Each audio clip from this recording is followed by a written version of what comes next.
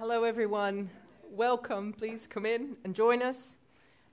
We are also online, so we're being rather punctual in our start today. Welcome, everyone, to the third annual update of the Female Impact Research Project.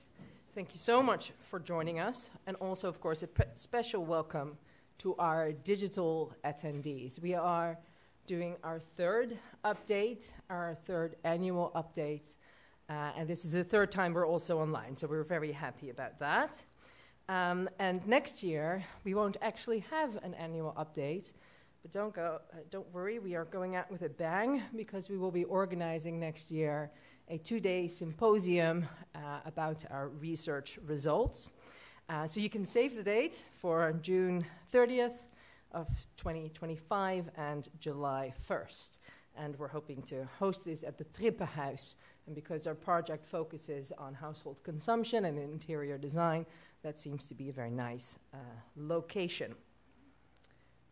For us, this academic year has been very fruitful. We've had many discussions, not just about what women and the art market, how they relate to one another in the 17th century, but also about how we go about studying women in early modernity. And today we'll share just a few tips of some icebergs. And of course, if you'd like to know more, there's always our website. You can also sign up for our newsletter there, and many of our publications are also there. So today's program is divided into different short presentations, really meant to be short and sweet, so to speak. First, Piet Bakker will speak, and then I will come back up here and present a little bit about the work that I've been doing. Then Anna Lawrence will follow, and finally our student interns Anne-Linde Ruiter and Iris Jokker will present something together. We hope that you will work with us, and please hold your questions until the end. We will have time for them, and then of course we hope that you will join us for a glass. I am not introducing the speakers because many of you actually know us. And if you don't, you might have seen our bios that are on the announcement of today's event. So they're actually on the website. So I say let's not waste any time on that and just dive in. Piet, please come on stage. The floor is yours. Let's see. Yeah. Wait, this is not your beginning.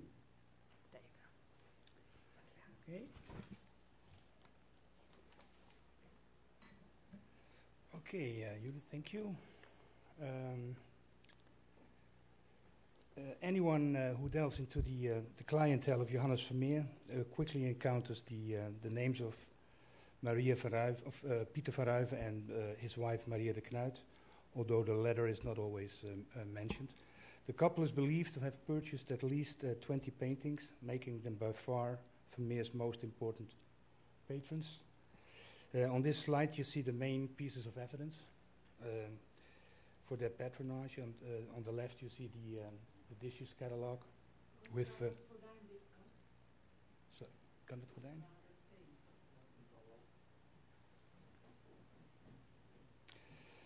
And in the middle you see a piece of the inventory of the daughter of Pieter van Ruyven and Maria de Knuit.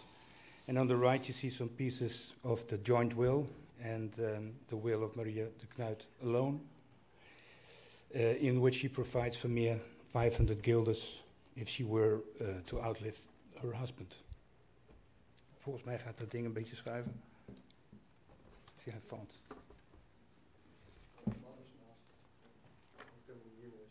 Ja, het gaat nu wel in. Gaat wel. Although their passion for art was the most significant for Vermeer's career, they were not his only clients. We only know a few, and among them was Nicolaas van Assendelft, a lawyer from Delft, and he supposedly owned a young lady playing the virginal, which might refer to one of the two Vermeers in the National Gallery in London. In the first part of this talk, we'll focus on him. Van Assendelft deserves our attention not only because of his Vermeer, but also to his acquaintance with Maria de Knuit, a connection that had never been noticed before. We just saw a fragment from the will Maria de Knuit drafted in 1665, but this wasn't her only will. She had done this twice before. In 1665, as mentioned, as seen before, she promised Vermeer 500 guilders, but her will from 1664 shows that she had made this promise earlier. And in the same will, also the name of Van Assendelft is mentioned, who she allowed to choose a painting from her collection after she died. You can probably imagine the excitement reading this passage, because could it be that the painting she promised him was Vermeer's A Young Lady Playing the Virginal? This discovery would be interesting in itself, but the bequest could be linked to Van Assendelft. If the bequest could be linked to Van Assendelft, it could potentially construct a network of Delft art lovers around Vermeer. And this would replace the current focus, which is almost exclusively on the patronage of Van Ruyven and his wife and a few occasional art lovers. Of occasional buyers, in fact. However, soon it became clear that the situation was quite different. Van Assendelft was definitely a collector, and perhaps he was a fan of Vermeer, who isn't, but he never owned The Young Lady Playing the Virginal. The more we delved into his story, the more he faded from view, making way for two women. The first woman, Maria Magdalena van der Hoef, Van Assendelft's widow, has never been associated with Vermeer before. The second woman, Maria de Knuit, has been linked to him, of course, but always in the shadow of her husband.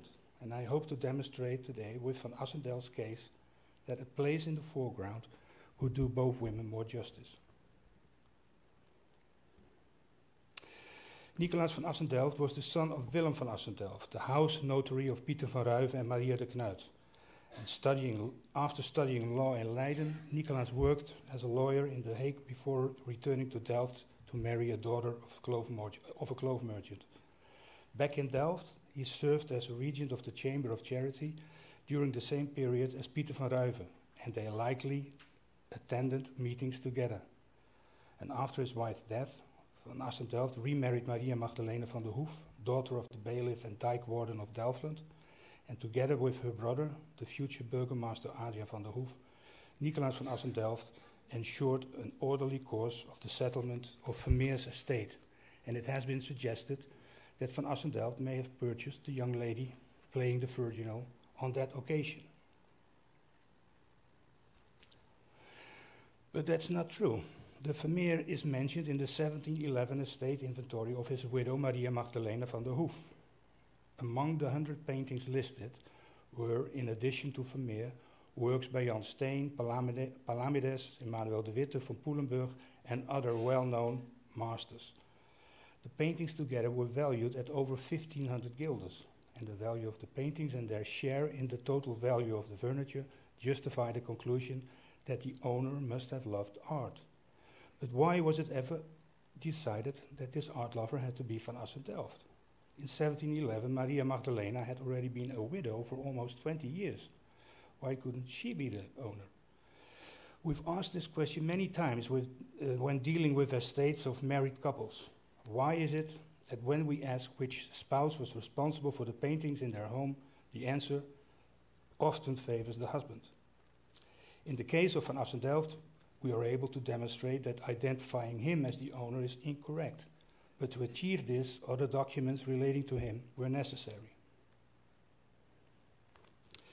These documents shown here at this slide refer to the estate of Van Assendelft himself, who, as shown on an earlier slide, died in 1692.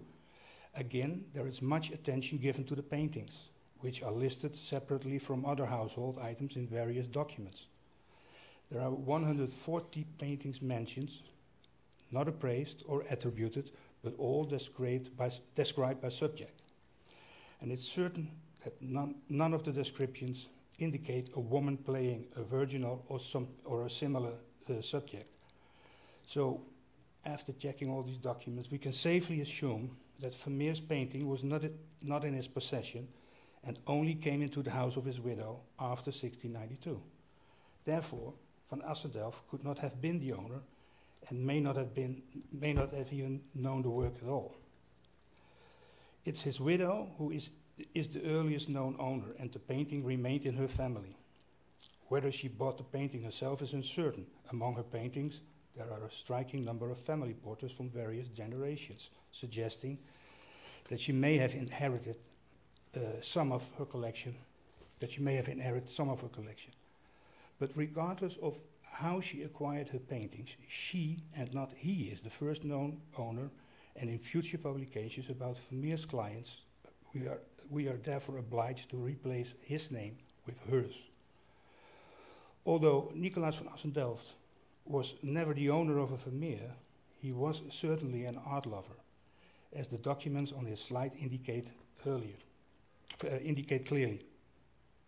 And the bequest in which Maria de Knuit awarded van Assendelft a painting of her choice can therefore safely be seen as a gesture from one art lover to another. Although van Assendelft did not own any work by Vermeer, his appearance in her will nevertheless made us look at the Knuit's relationship to the painter with new eyes. On this slide, you can see transcribed fragments from the previously shown joint will of Pieter van Ruyven and Maria de Knuit, as well as that of Maria de Knuit alone. The joint will refers to a booklet A with the inscription "Disposition of my paintings," and the use of "my" raised doubts about whether the mentioned paintings could belong to both spouses. Since it was explicitly stated that the recorded dispositions would only become legally valid with the signatures of both or with the signature of either one of them, regardless of who, it was believed that "my" was misleading and that the booklet actually referred to both him and her. However, in practice, him was usually assumed and her was often overlooked. But by ignoring her, Maria de Knuit was done injustice, because just like Maria Magdalena, she deserves a position in front of her husband instead of behind. If we look at her three wills from the 1660s in sequence, they show an increasing importance she placed on the paintings in her home and their most important creator.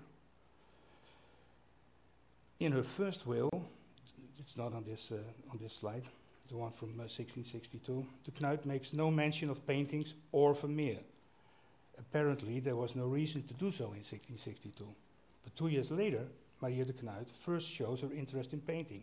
In this document, she mentions for the first time the 500 guilders she wants to leave to Vermeer, and we also read about the painting she promises to Nicolaas van Assendelft.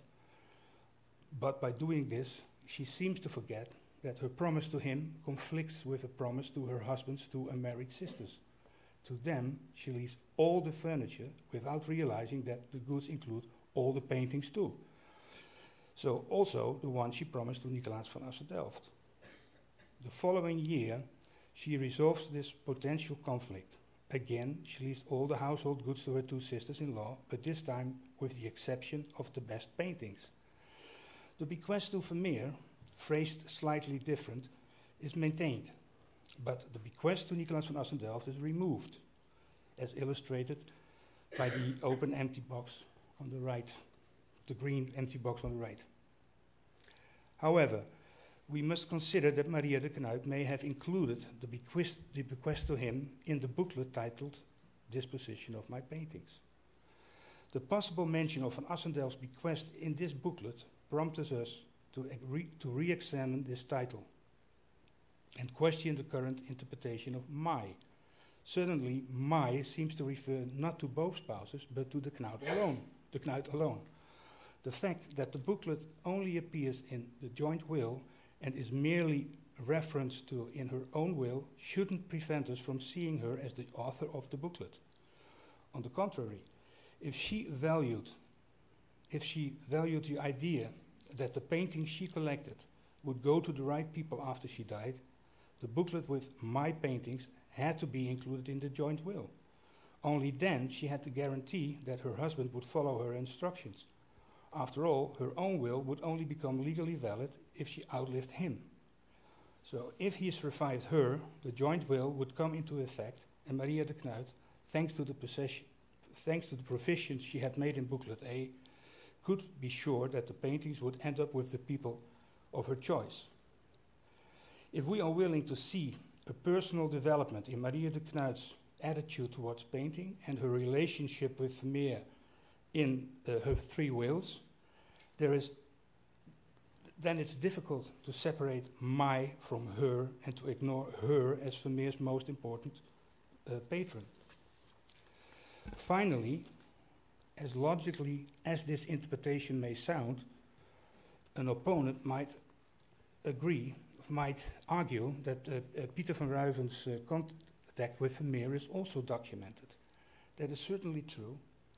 We know of 3 documents, but the most frequently cited document, the loan of 200 guilders, refers to Pieter van Ruijven or his rightful claimant. And that's a legal phrasing that in this case hides Maria de Knuit. De Knuit, as a woman, was not authorized to sign the other 2 documents relating her husband to Vermeer, but it is entirely possible that she accompanied her husband, and in one case Vermeer, to the notary. Viewed in this light, the Van Ruijven documents are in a way very symbolic. It's because women are often invisible in archival sources that it has long been thought that they played no significant role in the consumption of art. However, with regard to the research into Vermeer's clientele, the invisibility of women gives rise to an intriguing thought. Could it be that we know so little about Vermeer's clients precisely because they mainly were women? Maria de Knuit and Maria Magdalena van der Hoef are cautiously pointing in that direction. Thank you for your attention.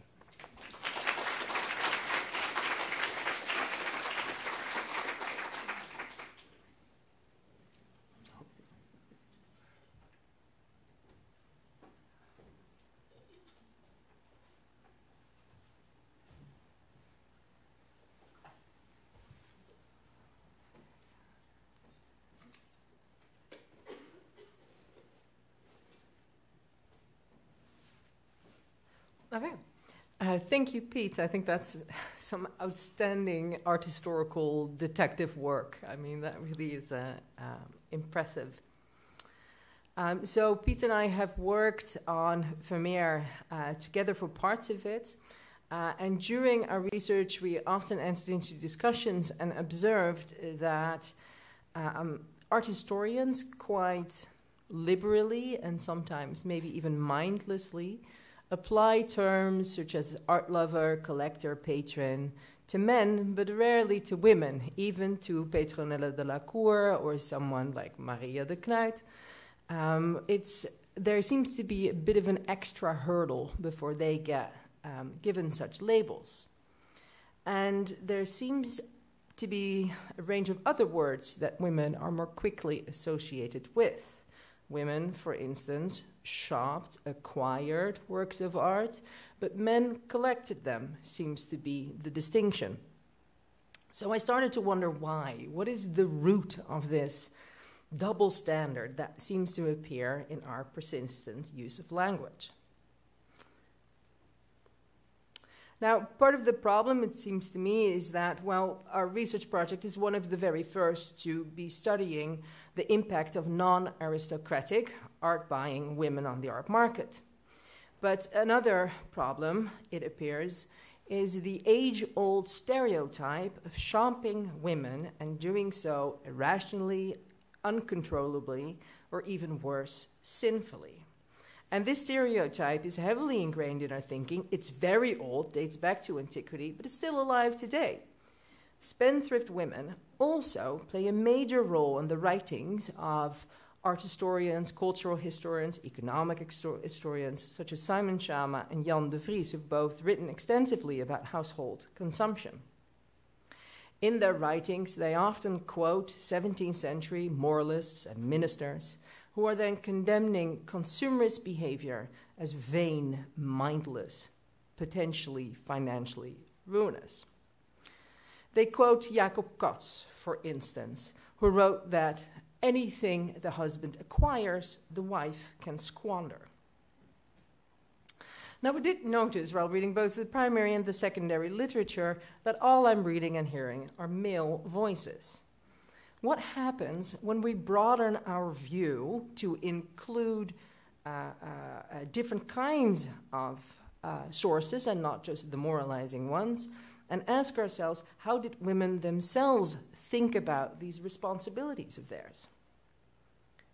So my aim today for the 15 minutes is just to maybe slightly shift the perspective on gender and household consumption and move it more towards household consumption and also purchasing paintings, which I assume is a subcategory, to an understanding of household consumption as a knowledge-based practice. I'm doing so, and I'll illustrate this, on a wider scope of kinds of sources, and I've been looking for some female voices as well. And when we do so, a more nuanced picture emerges, one where household spending was seen as a decision-making process aimed at honor, status, and perhaps even eternal salvation, as basically an act between balancing sin and status. Now, it's quite an ambitious argument for 15 minutes, so I hope you bear with me. I've broken it down in three seemingly nicely structured sections. There's first a section on legal and archival documents, and then I'll turn to that question of how women would have thought about the significance of household spending. And then I'll look at, I think, a very loud and overlooked female voice, that of Maria van Oosterwijk. So, as many of you know, a cornerstone of our project, The Female Impact, is that furnishing and household spending were the domain of women. But what I have not presented before is that they were so by law. According to the Dutch lawyer and writer Simon van Leeuwen, married women could not sell or mortgage property without a husband's permission or knowledge, or even enter any business agreement. And we've just seen an example in the writing of Van Ruijven, where Marie de Knuit's name was remained hidden. And it says so specifically in this section, it's in Dutch of course, and I'm talking about the uitgezonderd alleen zoveel het huishouden aangaat. So what this is saying, that whenever money changes hands, as long as it falls under the household budget, we're talking a woman's domain, it's her right. Now, this domain of household spending, including the budget, may not impress modern-day feminists. It reeks of the Dutch anti-feminist saying, het enige recht van een vrouw is een aanrecht. But in the art-buying families of the Dutch Republic, free reign of the household budget meant great economic power. Now, how much power, of course, depended on the budget itself. Simon van Leeuwen, but also Hugo de Groot, do not cap the household budget. They both know of a 16th century ordinance that mentions stuivers, nickels, but dismiss this puny amount because of inflation rate. It really wouldn't have bought you anything at all in the 17th century. So they assume, as sort of a blanket statement, that the budgets must have depended on the family's wealth and social status. Now, interestingly enough, one woman did have an opinion about the household budget and where it should be kept. Interestingly, this is Hugo de Groot's own wife, Maria van Rijgensberg. She put a number on it. In one of her letters, written during her stay in Paris, where her husband worked as the Swedish ambassador for 3,000 guilders a year, she complained, and I quote, "Wat is 3000 gulden voor een huisgezin als het onze binnen Parijs? En wij kunnen tegenwoordig met geen 4000 gulden per jaar aan toe." So she's basically complaining about the 3,000. She can't even do it with 4. So at this point, domestic spending was not just a woman's domain by custom, but also by law, and the household budget could be substantial, enough perhaps even to move markets. So how did women think about the purchases they made? What motivated them? Now, female voices, as with legal writings, are very rare on the topic, so initially I must turn to a man claiming to render a woman's perspective. It's awkward, I know, but it's what we have. So in one particular publication, published in 1733, De Hollandse Wereld, a Swedish traveler is writing these fictional letters and sending them home abroad to where he's from. Initially, it's not entirely clear, but I think the man must have been from Sweden. And I'd like to thank Peter Vlaardingenbroek, by the way, for drawing my attention to this particular source. So in one of the fictional letters, this traveler visiting Amsterdam is describing a visit to a very wealthy merchant's home. The man of the house guides the visitor through the house, from room to another room, and through, amongst others, een kamer vol kleurrijke schilderijen, a room filled with colorful paintings worth several thousands of guilders. Now, amazed at the ostentatious display of the interior, this visitor asks his host, "What are all of these objects for? Every room is full with it." To which the merchant answers, "Oh, alles moet er slechts te pronk staan, zonder meer. En dan zijn onze vrouwen voldaan." So what he's saying is, oh, it's just for show, to keep our wives happy. And he continues. Indien een man die veel geld wint en zijn vrouw enigszins lief heeft, haar zulks niet toeliet, dan zou hij maar een gezuur gezicht van haar hebben. Vanwege de spijt die zij in zich bevinden zou. Dat zij niet mee datgene zou mogen hebben dat andere vrouwen kopen, met welke zij zich in gelijke staat en graad beoordeeld te zijn. Long quote short, let the woman keep up with the Joneses. So to her, in this sort of male perspective of a female perspective, her aim in all of this consumption was clearly status and position within one's own circle. But the merchant must admit that there's something in it for him as well. He says, and I won't go through the whole thing, but just read the Dutch bold section. Ja, hij zou er lang niet zoveel krediet door hebben. So what he's saying is that this almost flagship store of a private home is helping him do business because it's raising his credit worthiness. Now, this is all good and well, but of course there were other signs to household consumption or consumption at large as well. And these are found, of course, in those writings by moralists and ministers. They think it's sinful to overspend, seems to be the general idea. But usually when you actually read the writings, it's a little bit more nuanced. And of course, it's not a new idea either. This concept, this moral condemnation of luxury spending, has been around since the writings of John Calvin, who believed that Christians had to live appropriately to one's station, not above it, which would only upset social hierarchy. The beginning of Christian knowledge was to know one's true self, one's own sinfulness, and one's dependence on God's grace. To be a good Christian, not only do you have to know yourself, but also your position in relation to others, and to live and apparently also consume accordingly. So when you're dressing, for instance, it needs to reflect who you are within the societal realm.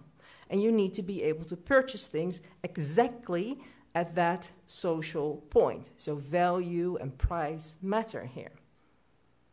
This is all subtext, of course, but the notion was still very much alive in the 17th century. Looking at the less often read publications of Jacob Cats, his Zelfstrijd, for instance, he is arguing that the importance of this kind of thought is to engage with an inner struggle, to overcome human desire and the urge of the senses with a rational or Christian thought, a dedication to God. So what you basically had to do was look inward, and whenever you were tempted by the senses, you needed to speak to your own mind and decide to overcome it. That really was up to you, with the help of God, of course. So with free will, it became important to engage with that inner struggle and to make the right decisions as a Christian.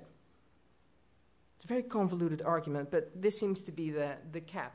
And to sort of summarize it, the key to morally and socially acceptable consumption was to know yourself in relation to others, which must have required knowing how to value one item over another and to understand which quality and value matched one's station.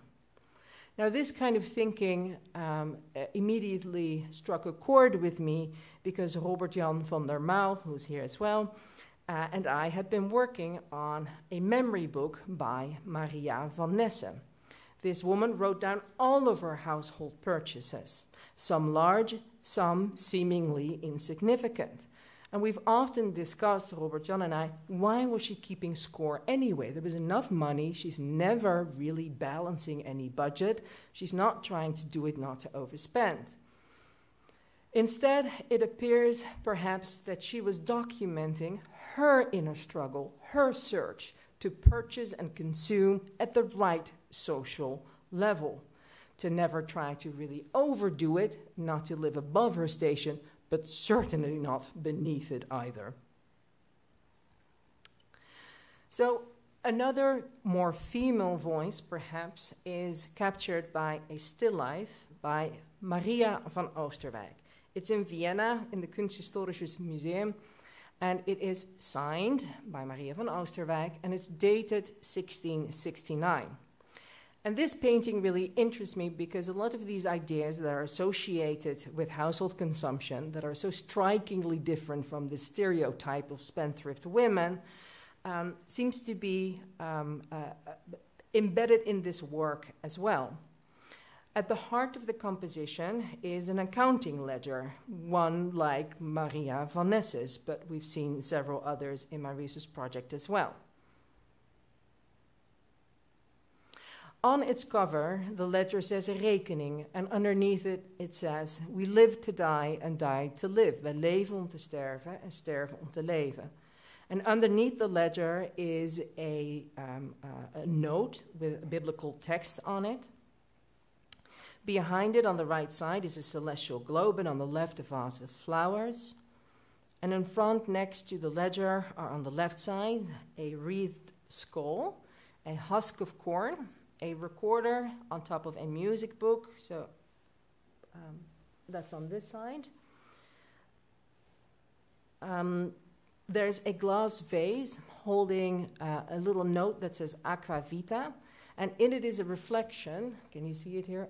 Barely. You can see sort of a grid that's a reflection of a window of the studio of Maria van Oosterwijk, and there's even a little self-portrait. But even with the curtains closed, which was such a good idea, by the way, it's not quite visible, so you will have to take my word for that. In front of it is a mouse eating an ear of wheat, and then there's a leaper's clapper. On the other side of the ledger are a little porcelain ink jar, a feather quill, there's some flowers on top of two books, which both carry notes that are sticking out. And the bottom of the notes, can't really read it here, but it reads, in imitation of Christ, navolging Christi.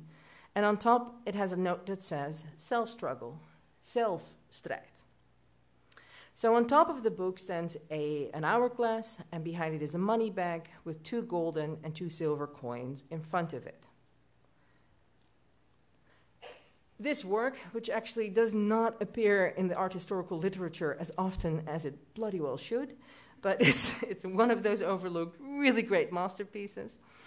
And it is generally, whenever it is mentioned in the literature, interpreted as, aside from being a vanitas still life, containing religious symbols and references to the brevity of life. But these interpretations barely pay any attention to the ledger at the center of the composition, no less, let alone to this reference to zelfstrijd. Surprisingly, this is surprising to me, because both of these texts, rekening and zelfstrijd, are legible even from a large distance when looking at the painting. I think these two objects in this composition connect the idea of vanitas to household spending as an inner struggle. Van Oosterwijk seems to say that as in life and in death, luxury consumption is about striking the right balance. Nobody is advocating abstination or asking anyone to give off a vow of poverty. Instead, clearly, in life there are lots of earthly sensory delights one should enjoy: music, flowers, food and drink. But also evident in this picture is the notion that one should always remember that come Judgment Day, your eternal salvation will depend on the decisions you will have made in life. So, Van Oosterwijk seems to advise us, by putting these two objects at the center of her composition, aim to know yourself and engage with that inner struggle, so that zelfstrijd, and carefully weigh your individual decisions, like one would in an accounting ledger, just like Maria van Nesse did, and just like this book in the middle might have been. Now, this, of course, is a very different view of household consumption that is quite far removed from the universal one of moral condemnation. Now, in conclusion, I hope to have shifted the perspective a little bit from women just casually or just mindlessly shopping to this idea of household consumption as a knowledge-based domain, where household consumption is also, as a consumerist behavior, the rightful domain of women. It was clearly considered, at least by some, to be not only intentional but self-aware as well.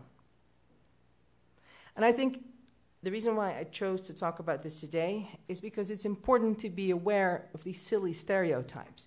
They might just be meant comically, but they still seem to affect our language. Words like shopping, like acquiring, quickly popping up when describing women's patronage on the art market, while men like Van Ruiven are called an art lover, a patron, a collector, without so much as an argument, even though the documents clearly favor the Knuit.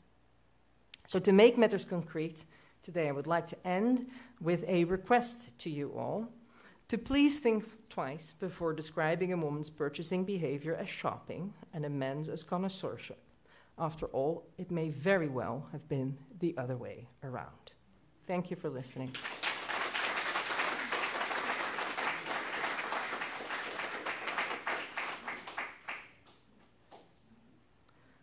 And now, if you love that painting by Van Oosterwijk as much as I did, we're continuing with a presentation by Anna Lawrence on Maria van Oosterwijk.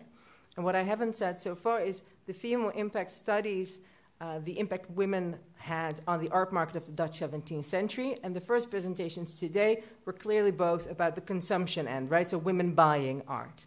And now we are moving to Anna Lawrence's presentation, who is studying, along with Marleen Puijenbroek, the production side of the art market. Anna, the floor is yours. Yeah, just be careful with that. Perfect. All right, let's get to it. Oh, where'd she go? There she is. Okay. In 1675, Maria van Oosterwijk painted this floral still life with lilies, an iris, a sunflower, a daffodil, carnations, and other flowers in a terracotta vase. Swirling across the stone ledge is her signature. Resting atop it, a lime and a lemon.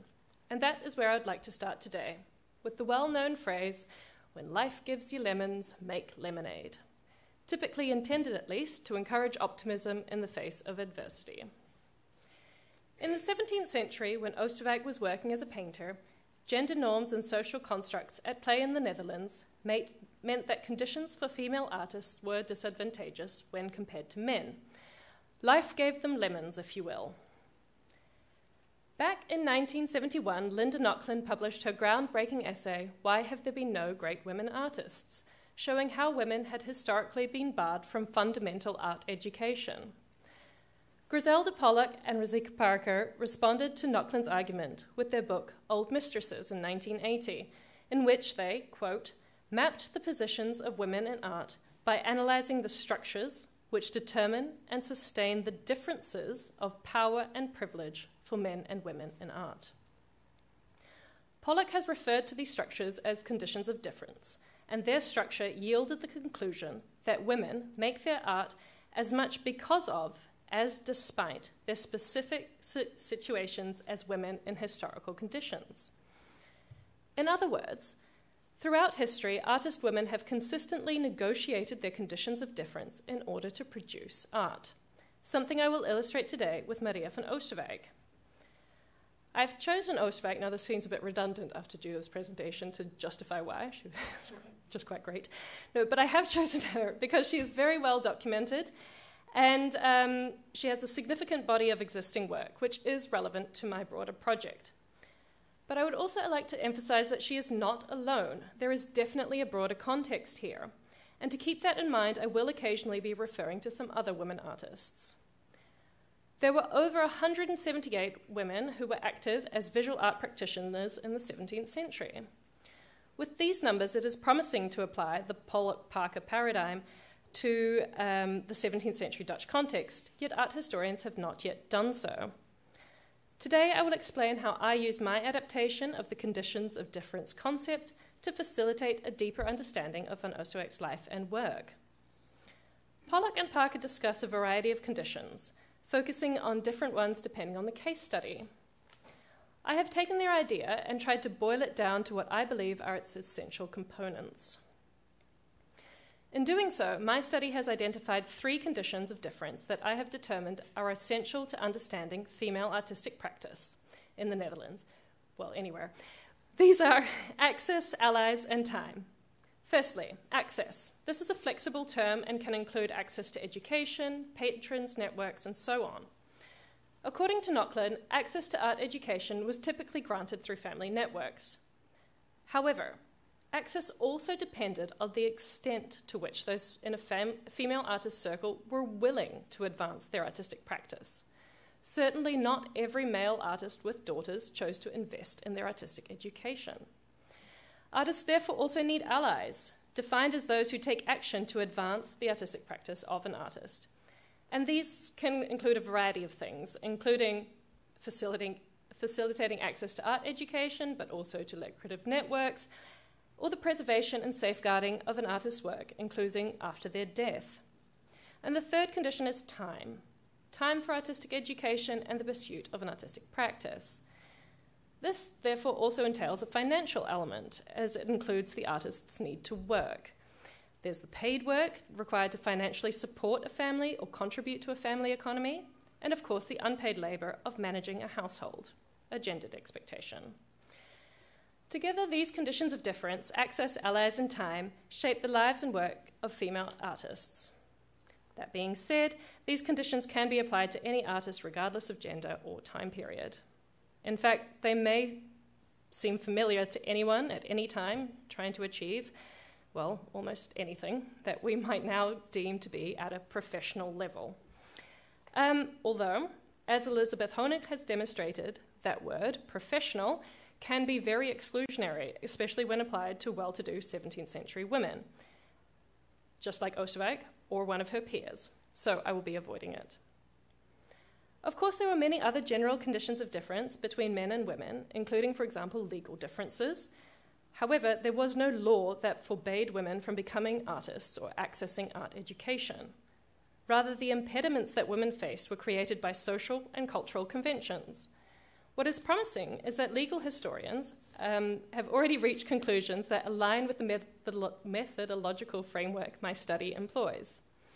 In 2019, Martha Howell wrote that the way women in early modern Europe were able to gain agency was by negotiating the legal system, strategically positioning themselves in ways that benefited them. Howell shows how women worked around legal constraints in order to achieve their own goals. Now, we can never know exactly for sure what Maria van Oosterwijk's goals were, although, as I will show later, Houbraken writes of her ongoing commitment to her art. What certainly can be determined is that she was highly successful by any standard. She earned an international reputation and had a number of poems of praise dedicated to her. Houbraken cites sales to Louis XIV, the Habsburg Emperor Leopold I, William and Mary, and the King of Poland. Evidently, he names but a few of her most illustrious clients, as there are currently 45 surviving known works by Oosterwijk. And here's but a small taster. Her obvious talent aside, the question remains, how did she become successful? To answer that, let's return to the conditions of difference. If we start with access, Oosterwijk was not born into an artist family. Her father was a minister. Still, like many 17th century female artists, Oosterwijk had family connections that may plausibly have enabled her to finance or obtain an artistic education or to point her in the right direction. Access to education for female artists has been a hot topic since Nochlyn's essay over 50 years ago now, so today I will focus on a different kind of access, namely the kind Oosterwijk seems to have been facilitating for herself by relocating a number of times throughout her career. According to the RKD, she moved to Delft at the age of 26. Why Delft? As Walter Liedtke has shown, although not well known for a particular stylistic tradition of flower painting, the city of Delft was known to artists for its patrons. Delft's merchants and elite were particularly voracious in their appetite for curiosities, both man-made and natural, and this created demand which attracted still life artists with varying styles, including Oosterwijk, who could cater to the market for still life and flower painting. From Delft, Oosterwijk moves to Leiden, famous for its fine schilders, and from there on to Utrecht, where the Heems style had decisively set the tone for flower painting in the city and far beyond it. At the age of 36, she moves to Amsterdam, which by this time had been a magnet for artists for almost a century. There she would remain for the next 21 years. She travels to London in 1687, and as Sander Kaars has shown, this was at a time when many Dutch artists were trying their luck in London. So again, Oosterwijk appears to be informed by market choices in her choice to move. Apparently, though, London did not prove to be lucrative in the long term, and Oosterwijk returned to Amsterdam later that year. I argue that Oosterwijk's mobility during these years is about gaining access, and the interesting thing is that as an unmarried, well-to-do woman, she was facilitating this for herself. And she's not the only female artist doing this in the 17th century. The famous transatlantic voyage to Suriname, and not to mention continental European globetrotting, undertaken by Maria Sibylle Merian and her daughters, are other great examples of women facilitating their own access in order to further their artistic practice. In their analysis of Netherlandish artists who moved abroad, Frits Scholten and Joanna Woodall argue that the mercantile culture of the lowlands helps to explain why it was the Netherlandish artists who were the first to make the most of a new travel culture motivated by ambition, curiosity, and opportunity. Although studies of artists on the move have typically, and understandably, focused on male artists, the wider cultural context is relevant here. Maria van Oosterwijk grew up in a culture that understood travel as a valid means by which to gain access to certain opportunities not available at home and to achieve one's personal individualistic goals. According to Houbraken, Oosterwijk was what we might now call goal-oriented. He certainly affords her a significant amount of agency in his description of her. From her youth onward, she gave evidence of a great intellect and a passion for painting, and did not extinguish that powerfully radiating art flame by resisting it, but, on the contrary, she fanned it by encouragement. Which is why, seeing that her inclination leaned to the painting of flowers and other still life, she picked out an esteemed and competent master for herself, namely the renowned flower painter Jan Davids de Heem of Utrecht. So, Oosterwijk identified her own artistic ability and made her own decisions about how to make the most of it, by leaving her birthplace of Nooddorp and moving to cities where there was a more favorable artistic climate. Read in conjunction with the historical record, Oosterwijk emerges as someone who is willing and able to travel in order to access the information, networks, patrons that she deems necessary at specific points in time. Moving on now to allies. Often these are artists themselves or have some sort of artistic training. However, that is not a prerequisite. For example, Willem Bakker, lawyer and merchant and fervent art collector, actively encouraged his daughter Catharina Bakker in her artistic endeavours. He ensured that Catharina received painting and drawing lessons as a child from a competent master and continued to encourage her through his letters even after she married and moved out of the family home. So what about Van Oosterwijk? Houbraken writes that she was often with her grandfather in Delft and that she had her own studio there for when it pleased her to practice her art. Where exactly? I'll show you now. In her early career, at least, grandfather Lambrecht van Linschoten is Oosterwijk's most easily identifiable and proactive ally. His actions demonstrate that her art was not just a pleasant pastime, something for spare time and spare spaces. By providing Oosterwijk with a dedicated workspace in his home, this ally was actively encouraging her to put more of her time and energy towards her art practice. Speaking of time, before mine ends, let me explain the condition of time. Els Kloek's book, Vrouw des Huizes, describes how the role and societal perception of the Dutch housewife changed over time. However, one thing that remains consistent from the 15th to the 20th century and beyond is the cultural belief that managing the household is a woman's responsibility. As the old saying goes, a woman's work is never done. So when, then, is a female artist to be creative, practice her skills, or finish that artwork? 17th century philosopher, scholar, polyglot, and artist Anna Maria van Scheurman argued that if they have the financial means, educated women should not be distracted by domestic obligations. Instead, in order to be able to devote their time to learning, they should employ servants and never marry. Scheurman did both, helped in no small part by her family fortune. However, when her mother died in 1637, running the household became her responsibility, as did the care of her two elderly aunts, whose blindness and old age meant that they required Scheurman's constant presence and help. This meant that until their deaths, she all but stopped spending her time pursuing her scholarly and artistic abilities, which were vast. Care of elderly relatives, like children, is typically a role women are expected to fill. So even when an artist woman does not marry and has no children, this still does not guarantee her time will be hers to spend as she wishes. Oosterwijk was also unmarried. Houbraken says she was not inclined to marriage, suggesting that this too may have been a premeditated decision. Yet when her sister died, she took on her sister's son and raised him, taking on the responsibilities of a mother. Like Scheurman, though, Oosterwijk had help, most famously her maid Geertruid Pieters, also referred to at times as Geerten Wijnskens, same person. Houbraken writes, seeing her natural passion and inclination for art, she, Oosterwijk, taught her maidservant, who lived with her for years, in her way of painting, and also used her for the grinding of her paints. And she got so far that she earned a living for herself. Peter's story is but one example of how Oosterwijk carefully managed her time. Like countless male artists, Oosterwijk decided to outsource the time-consuming work that is paint grinding.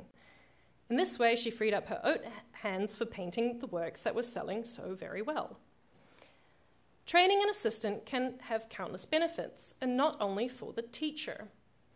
In teaching Pieters, Oosterwijk acted as an ally to another woman's artistic practice. She not only noticed Pieters' aptitude, but also provided her with a new skill set, one which enabled Pieters to earn as an artist in her later years. Pieters was younger than Oosterwijk by 6 years, and she outlived her by 19. So this education turned out to be a necessary insurance policy. Maria van Oosterwijk leveraged her conditions of difference to become a highly successful artist. The well-to-do daughter of a minister, she had a certain degree of what we would now call privilege. The lemons life gave her were rather nice. Yet it was Oosterwijk who took the cards that fate had dealt her and figured out how to play them to her advantage. After all, she had a sister who did not become an artist. In this presentation, I have only had the chance to touch on a few of the ways in which she did this, namely how she moved to cities with a more favorable artistic climate, made strategic choices with her time, and how her grandfather acted as a particularly helpful ally. The manner in which she leveraged her situation was beneficial not only to her own artistic practice, but also to that of Geertruid Peters.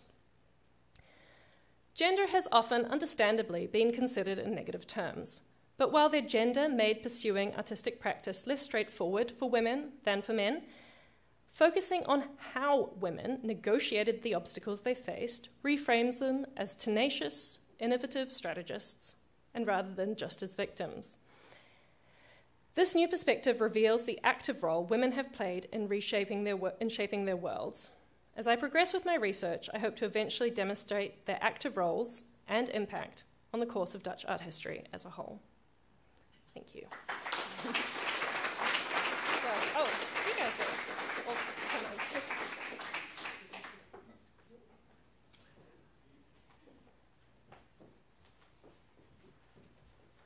Thank you, Anna, so much for showing how lemonade can be made.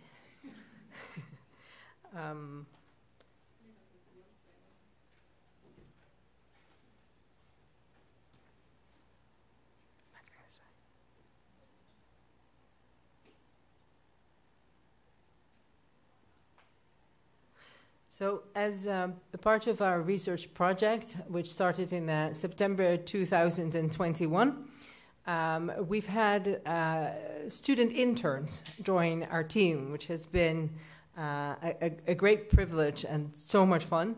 And we are now at the end of 3 years of internship rounds. And this year, Annelinde Ruiter and Iris Jokker have joined us, and they will present some of the work they've done in the last year. Annelinde has been working at the Rijksmuseum with Jenny Reinaerts' research project, Women at the Rijksmuseum. And Iris Jokker has been at the Prinsenhof, helping them think through the reinstallation of the permanent collection after the museum reopened after its renovation. And for our team, it's always incredibly lucky to have these research interns who are at museums, because they build a bridge in a way to these institutions so that many of the research results that we have actually make it to a much wider audience. So before they speak, I just wanted to say thank you. And yeah, come on up here. Be careful with that.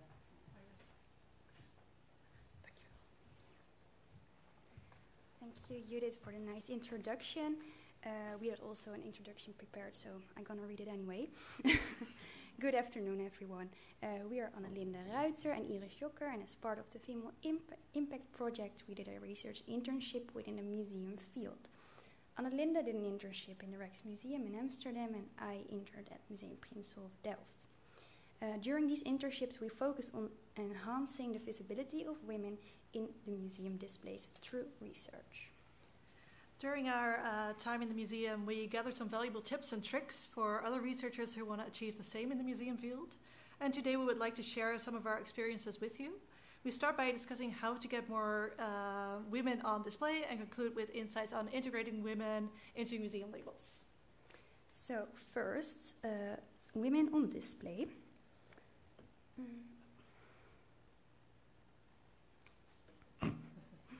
Dat gaat natuurlijk niet vanzelf. So first, women on display. During my internship at Museum Prinsenhof Delft, I was asked to contribute to the new collection presentation through my research. Museum Prinsenhof Delft is closing next year for a huge renovation where they will create a totally new permanent collection display in which they want to intertwine more other and sometimes still untold stories. One of their aims is to bring more women's stories to the public, and that was much needed as the current permanent display is still mainly male-dominated. So, how do you get more women's stories from your own collection by doing research? First, I will tell you how to set up your research, and then I will give an example, and as a bonus, I will show you a portrait of a woman already added to the current permanent display during my internship. So, how to start? First, you have to work with the data you have. What are the numbers? How many female portraits does the museum has in the collection? And how many works by female artists? And in what time period? These numbers will help you help you to see with what you can work. 2. Thank you. Choose a period or an object category and make a long list. And add as much basic information as possible, name, place of birth, etc. And believe me, there are often more women for your long list than you think. 3. Then you have to realize that you cannot research every woman on your long list. So set criteria and make a short list.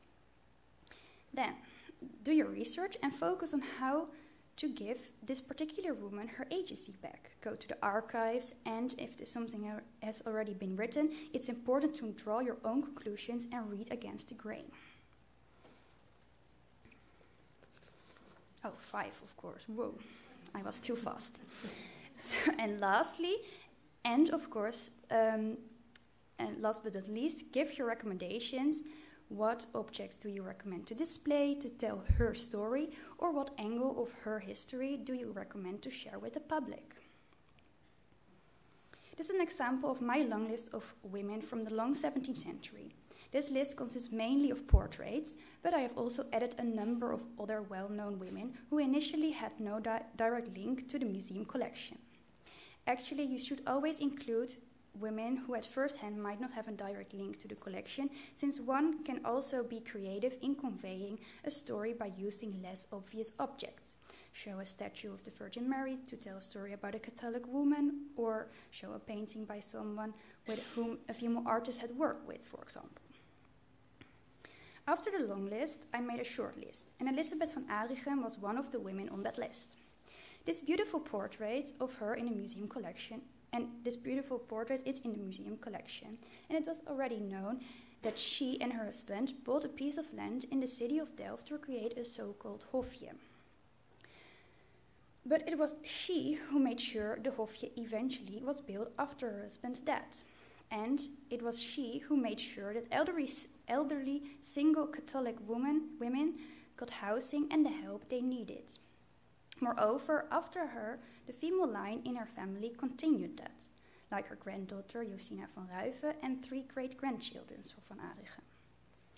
The portrait of Van Adrichem thus tells not only the story of her as the founder of the hofje, but also the story of the women in her family, and in addition, the stories of the Delft women who were in need, and those who are part of the Catholic minority.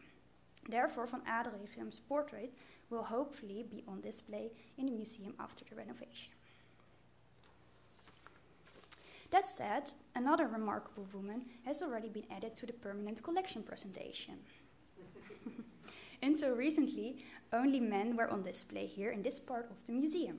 But due to awareness that was created by the collaboration between the museum and the Female Impact Project, Maria van Rijgersberg's portrait has now been added next to the portrait of her husband Hugo de Groot. Rijgersberg played an essential role in Hugo de Groot's escape in the book chest, wrote many letters, as we saw in Judith's presentation, and worked non-stop to restore the family's honor. And of course, I have added her loyal maid, Elsje van Houwegen, to the label. Come and see it for yourself at the museum, and in a few years discover many more Delft women after the renovation. Thank you.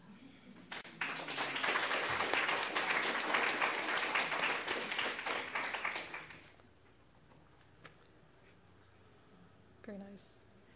Thank you, Iris, for that wonderful introduction. And I mean, that's just amazing to follow up. And I would like to wish a good afternoon to everyone here, to thank you for being here today. I will be talking about my experience during my 7-month internship at the Rijksmuseum, the project Women of the Rijksmuseum, led by Dr. Jenny Reinarts, present here today, during which I helped rewrite the labels for the 17th century department. Rewriting the labels was no easy task. There are several rules to adhere to during the writing process, of course. First, the label should be written on the Dutch MBO level, which means it should be comprehensible to most visitors, and therefore it is important to avoid academic or art historical terms that not everyone may understand. 2, the label should be around 60 words, not much more and not much less. This is especially difficult as it means you have to select the information you judge is most important as well as most interesting to your visitors, and those are not always the same. The text should not present more than 3 new pieces of information. because by giving too much information, you risk overwhelming the visitor. 4, the label text should contain directions for looking to encourage the visitor to view the painting rather than to leave directly after reading the label. For that reason, it is preferable to end with such a direction as well. And finally, the Rijksmuseum does not give value judgments about artists or about their artworks. Terms like genius or adjectives like brilliant or beautiful should therefore be avoided. I would like to present 2 case studies to you. The first represents the all too often forgotten women whose name, identity, and story have been lost to history. The portrait of a young woman by Isaac Luttigheid is, if I may be so subjective, a beautiful work of art. However, while the label described the portrait's provenance and its gilded frame, it left out the identity of its sitter. Based on the portrait's provenance, the woman was presumably a member of the De Wild family, between 16 and 30 years old. A likely candidate is Susanna Real. Real would have been around 18 when this portrait was painted, which may have been commissioned to show she was of marriageable age. A year after the portrait was painted, she married the brewer Jacob Real, but he quickly passed away within a year of the marriage. In 1662, she remarried Job de Wild. That same year, she gave birth to their son, David, and sadly, she died a month later, aged 25. Although we could not definitively determine if the sitter was indeed Susanna Real, it was likely enough to include her name in both the portrait's title and its new label. The first 2 sentences of the label text are about her, giving her name, her age, and her story, the first piece of information for the visitor to digest. The provenance of the painting was also important, and directed the visitor's attention back to Luttigheid's portrait. I mentioned the original gilded frame at the very end. My second case study represents the paintings whose label text leaves out women's agency and story, often reducing them to objects rather than the subjects of their paintings. An example is Gabriel Metsu's cheeky genre painting titled The Hunter's Present. The original label text was entertaining and provided important information. However, it also described the woman as young, virtuous, and reduced her to a passive role, waiting to be seduced. What struck me, however, is that the woman is not at all a passive subject. She halts her needlework and is preoccupied by the hunter, who presents his fowls to her, a rather obvious 17th century metaphor for an offer of sex. The choice, however, is up to her. She seems torn. She smiles slightly at the birds, clearly tempted, but with her right hand she reaches towards the little book on the table beside her, most likely a Bible or a prayer book representing her faith. It was important for me to retain the humorous tone of the original label while simultaneously restoring the woman's agency. Therefore, I reversed the roles in my new label. The woman has been cast as our main character, whilst the hunter must hopefully await her decision. Of course, it was still important to explain the metaphor of birding to the visitors, as well as the symbolism within the painting.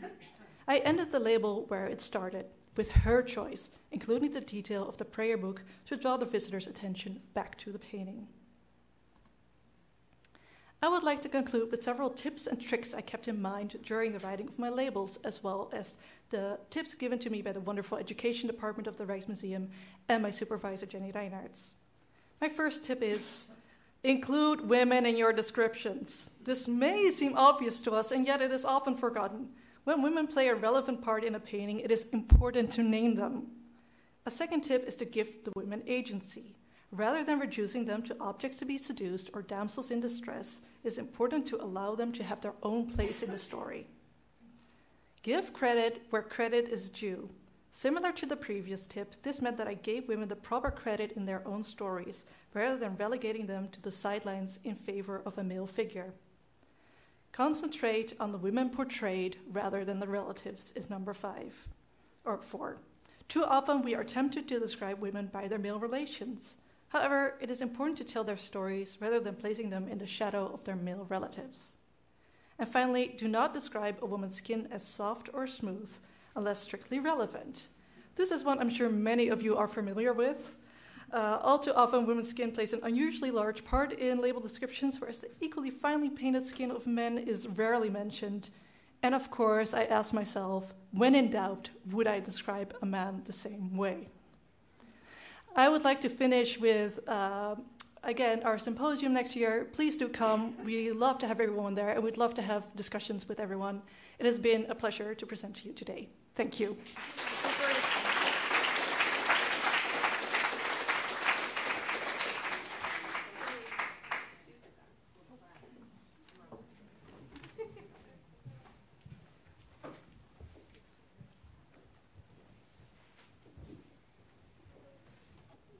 Thank you so much. Is this on? No. Yes. Nu ja.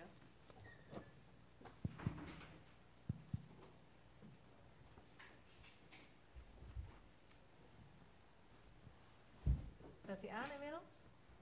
Ja. Ja? Die kunnen we van horen? Ja, normaal gesproken zou ik zeggen, I'll just speak loudly enough and then we'll all be good. But of course we're also online, so we want everyone to hear. So if you have any questions, this is your time to ask them. Any suggestions, observations, it's all very welcome. Of course, for those who are online and would like to ask questions, they can, but they can of course reach us by email, as all of you can. So, yeah, are there any questions, suggestions?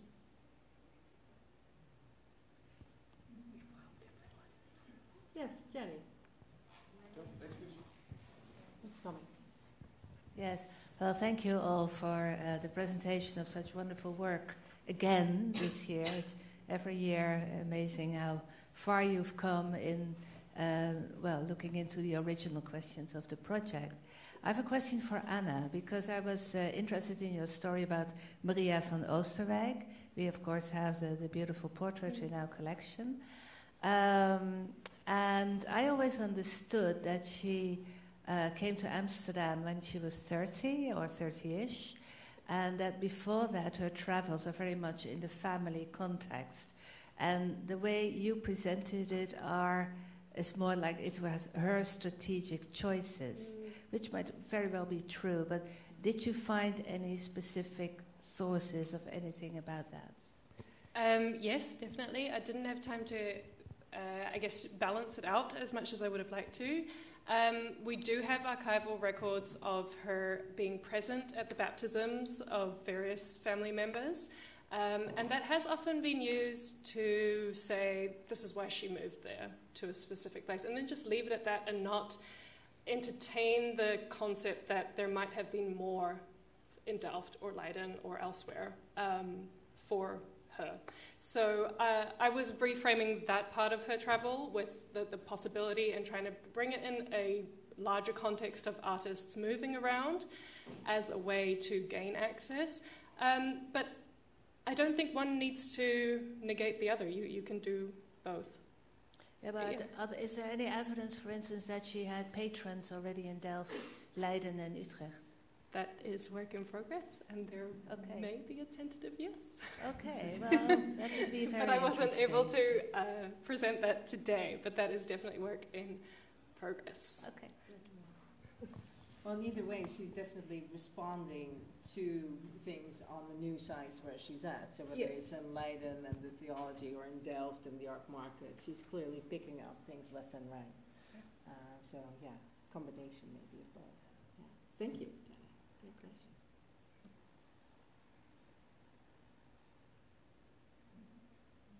Is everyone just super excited for drinks?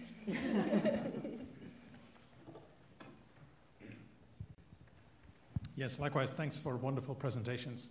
I have a question for Judith. You called your presentation a knowledge-based practice, referring to consumption, but I didn't hear that much about knowledge, except that you should know yourself and probably should also know the Joneses in order to compete with them.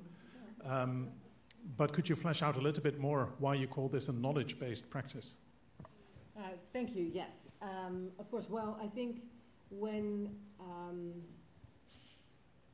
I think of the knowledge needed to know yourself, that's already quite a bit, to know everyone around you, your position, how that might be perceived, also quite a bit of knowledge. But then when you apply that to how you express and present yourself, it becomes even more intricate and complicated, because then you need to know the value of all kinds of goods, of textile, of silver, of gold leather hangings, of paintings as well. And many of these household goods, they're actually available at an incredible range of prices and qualities. Think of painting, we've often thought of it as a mass market. You can buy a picture for a couple of stivers and it can run into the hundreds of guilders. So the fact that you can buy it at any kind of price point and that your neighbors will have an opinion about it, that I think is the trick. So not only do you have to have that knowledge, there's quite something at stake here. It's not only the opinion of others, which can cause social excommunication, but it's even potentially mortal sin. So I think there's not just a wide range of knowledge specifically about the market and individual goods, but also about yourself and your societal position. And the fact that you need to get that just right to balance it, I think that makes it really something that just presents and promotes knowledge. And also, flip through the many pages of Maria van Nesse's memory book. It's all transcribed. It's a big old document that's been presented on the website of the Regionaal Archief in Alkmaar. And it is just, it's only knowledge. Every single purchase, Maria van Nesse mentions the object, the kind of subcategory, the material that's used, where she bought it, the name of the person, whether there's anything specific about that, the volume, the price point, the coinage she's using, and that not just times hundreds but thousands of purchases. So I guess that's what I'm thinking about. So I don't think, thinking of the stereotype of sort of, casual, sloppy shopping, that's not this. No, not in practice. Thank you. Next question.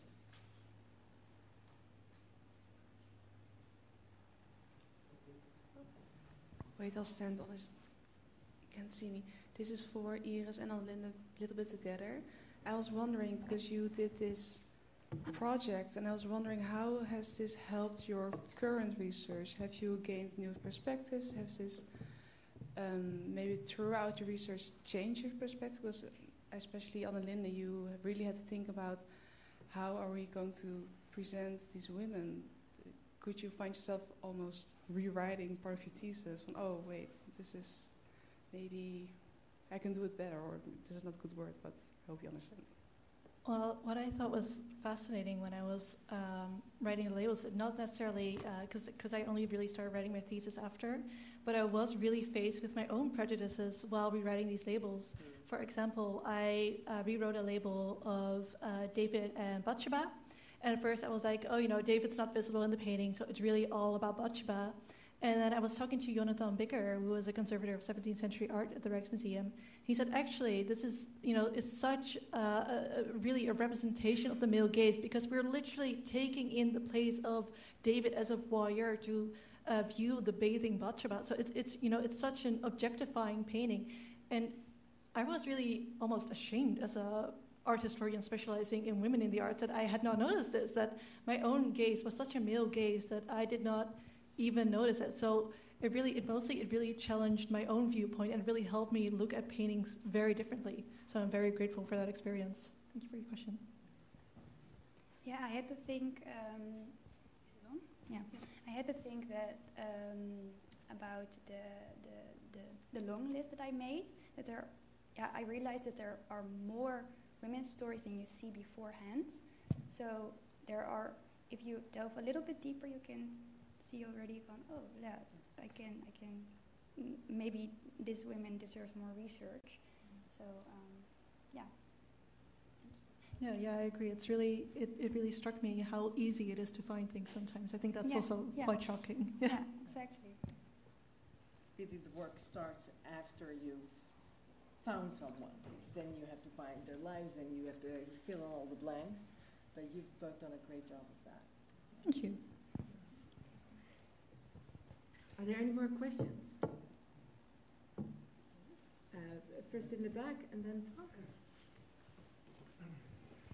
Frank. Hi, thank you for the very good presentations. It's good to that our attention is drawn again to the fact that on such a large scale, women in the 17th century in Holland have been active as painters and also as art consumers. And it's, almost makes you forget that it's quite not self-evident, because there was no equality between men and women at that time in Holland, far from it, yet there seem to have been ample opportunities. What I'm wondering is, did you investigate whether this is a Dutch phenomenon, that so many women have been active here? Do you know how Holland compares to other, let's say, West European countries, favorably or unfavorably? I'm curious to that. It's a question to you all. Shall I take it? Thank you for that. Yeah, so when I applied for the grant to do this research, this is one of the questions the committee asked, like, what about the rest of the world? The question is it's just that when you want to compare it, you really need to have a point of departure. And because so very little have been done on the 17th century, especially where consumption is concerned, not just 17th century, but the Dutch Republic, you need to start with that first, and then 5 years seems like a lot, but there's actually an incredible amount of data to find and then to follow up on. So we started to just have that point of departure, and then I remember telling the committee, that will be my next application, thank you. So I'll be back. But I have started to look around a little bit. One of the comparisons that I'm interested in now is England in the 18th century, because there have been many parallels that have been drawn based on that consumption specifically. But for many reasons, it's actually such a difficult comparison. Of course, you do have sort of the bourgeoisie coming up in the 18th century in England, but then in terms of the aristocracy, the political structure, the law, hereditary laws around property, it's such a difficult comparison. And there it's actually quite different. That it's completely accepted that household spending is a woman's domain, but now over the years, someone like Amanda Vickery has been writing men into it, because they too were consuming luxury goods. And interestingly, they are using words like connoisseurship, research-based, knowledge, and the women are just shopping and mostly being advised not to do so uncontrollably by men, of course. So there are interesting parallels, and you could definitely learn from it, but so far it's not been easy.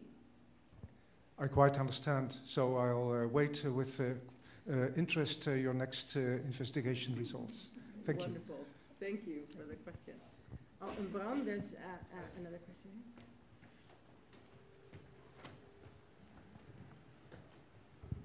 Hello, very interesting. My question is to Judith, and maybe also to the others. You're talking about these women, making their purchases and running the household. And my question is on the dimension of religion.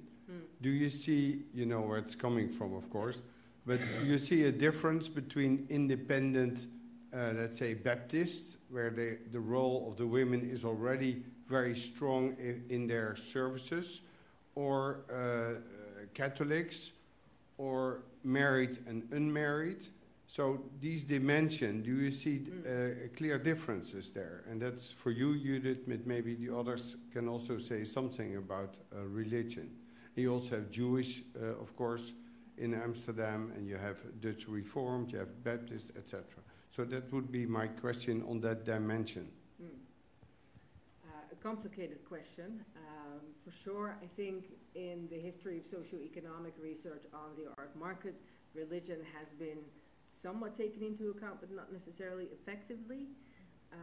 So the question remains difficult to answer, also because what I'm finding in terms of the written sources, sometimes I find, like Jacob Katz, for instance, but especially about zelfstrijd, there's quite a bit of debate about what specific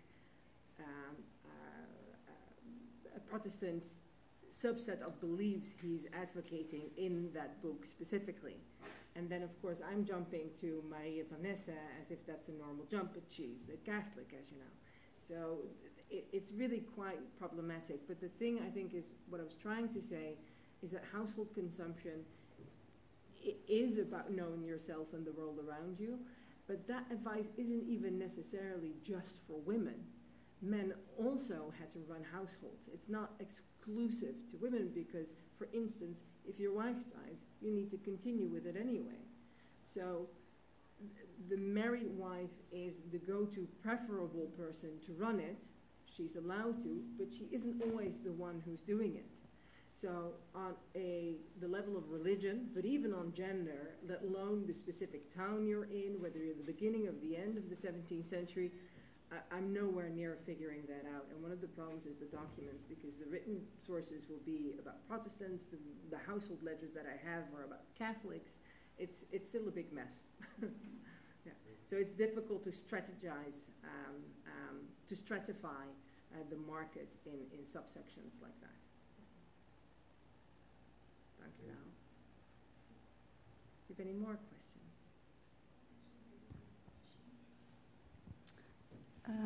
I do have a question about money. I think you talked about the difference between shopping and acquiring and collecting. We know in the 19th century a little bit more about female collectors like Sophia Lopez de Bruin and Louisa Holthuizen. For the first one, the money was her husband's, and the second one, it was her money, and Villette, her husband, Louisa Holthuizen, he was the one who shopped with her money. Yeah. And they are both known as collectors. When it comes to the 17th century, what do we know about the money? And did the male shopped with the money of their wives, or was it mostly the other way around? Maybe it's for Piet. Yeah. Yeah, that's hard to say. I work a lot with inventories, and a lot of bonds and obligations and things like that are mentioned, but it's very hard to find out to who these bonds belong. Is it the husband? Is it the wife? It's very hard to find that out. So you need sometimes other sources in which you can gather some information about the position. But as a matter of fact, I was talking about today about Maria de Knuit, for example, and her husband is always the one who got attention. But during my research, I found out that he had no money at all, and she was the rich woman. She was the woman with the money. So there's an extra reason to think that she's the one who was after the Mai on that particular booklet where I was talking about. But in common, it's very it's research in itself to find out who owns the money and who's the rich one of the two, and who's the one paying the bills. And even when you know whose it was legally on paper, there can still be a different perception of it. There's a poem I often quote by Hieronymus Sweert of the 17th century, and this is advice being given to somebody who's just married, a man, and he's saying, well, just let her buy all those things, it's fine, and also she kind of deserves it because she's brought something to the marriage as well. So the idea is that they share their property after the marriage starts, but still he says, well, it's also about what happened in the past. So on paper, might not be her specifically, but she's still entitled to it for other reasons. And that's, of course, even more difficult to find. So it's a very good question, difficult to answer. And yeah, we sometimes look at the 19th century to figure out maybe it was similar. Yeah. I saw one more question. I think maybe it was Jenny, and then I think that's the last. That has to be the last one. Yeah, I wanted to follow up on the question about religion, because I was thinking about class. In the Rijksmuseum project, we have now uncovered women who were printers' wives, and when the husband died, were the printer's owner, innkeepers, all kinds of maybe sort of middle class group. So hearing your story about the consumption patterns and the status involved with it, of course, I was thinking immediately Bourdieu, because you know that this is a Bourdieu pattern. But Bourdieu is discussing how people try to come into the next hierarchical social class through status and buying things and interior design too. So I was wondering, is this also valid for the 17th century, or is this such a static community and static society that it's more the religious side of it and less the social hierarchy side of it? Sorry, badly framed, but I hope you understand it. I understand what you mean, and Bourdieu definitely is helpful here, and I think many of the religious writings, they depart from the notion that you have one set space and position in life. So from the outside looking in, it's like, okay, that's where you belong and that's where you need to stay. But of course, nobody who's in that position is going to be too honest about that, and they might have social ambition as well. And then, of course, the idea of distinguishing yourself with the aim to advance in life becomes very real. I think that's definitely happening. It's not a static society at all. So there are lots of ups and downs, especially within 1-2 generations. So it's certainly something that you could do, but I think it's all within reason. And I think this is also, all of this writing about housing consumption, in a way it's also just an argument. It's rhetoric, and it shouldn't be confused for reality. Because the rhetoric is there, and we can all say this person is doing things exactly as they should, even though they might be acting exactly the same way as someone else, but then we're condemning that person. But perhaps for different reasons. We don't like that person for the religion, or we don't like that person because they're orangist. So there's a whole a game that's being played on a rhetorical level, but in reality, certainly people were living above their station and pretending to be grander than they were. And they did so successfully, yeah, for sure. Thank you. Well, all right. Yes? No, I'm not taking more, Chris, sorry. We're actually already past that. Okay. Maybe a remark on the dynamics of the 17th century. And that I've done some research on the Six family at the time, and you see that the son of this guy who's nicely painted by Rembrandt had a strategy of a marriage strategy of going upwards, and then marrying, for instance, the daughter of Tulip. So the marrying of rich daughters was also part of the dynamics of the 17th century. I know, and that adds more to the money question there. Absolutely, but you can wonder whether the marriage strategy was Jan Six's or his mother's Anna Reimers. Yeah. To play with. Thank you all so much, and please check out our website, and don't forget to save the date for next year's conference. There are drinks at the bar. Thank you.